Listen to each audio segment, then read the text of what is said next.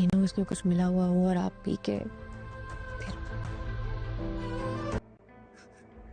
अच्छा छोड़ो ना, ये बताओ कि वो पिक्चर संभाल के रखी है क्या? नाश्ता कीजिए, दवाई खाइए और घर जाकर आराम करें।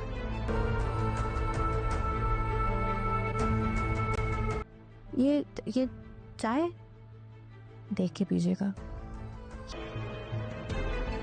लगता है आज भी दिलो दिमाग पे सवार हूँ तुम्हारे। Shut up. आबिद साहब ने आखिरी कॉल अपने भाई को करी थी। इसमें उन्होंने साफ साफ बोला था कि तुम्हारी बीवी और बेटी की वजह से मेरे घर का शराजा बिखर चुका है।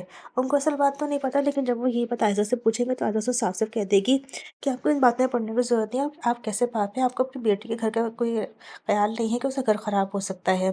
आप कुछ भी मत करें, आप सिर्फ और सिर्फ दवा खाएं और नाश्ता करें और अपने घर जाके आराम करें। ये बात सुन के बहुत अफसोस होता है। वो काफ़ी हैरान भी होते हैं कि अपनी बेटी को क्या समझते हैं, तो वो किस किस्म की बातें कर रही है।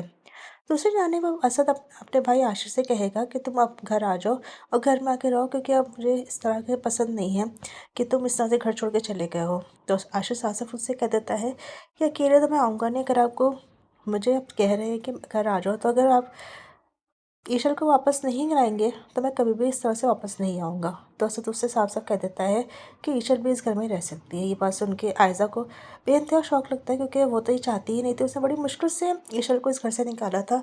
अब दोबारा असद की वजह से ईशल घर आ जाएगी।